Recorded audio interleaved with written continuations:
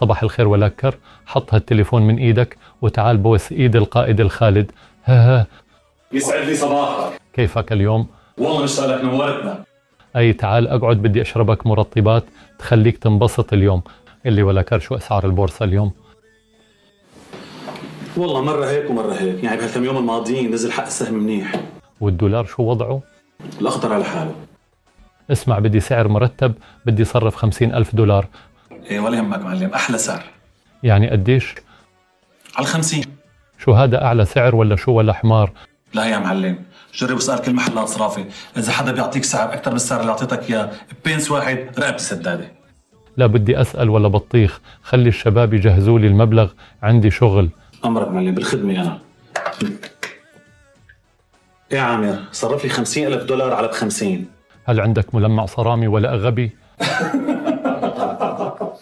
تفضل. تفضل.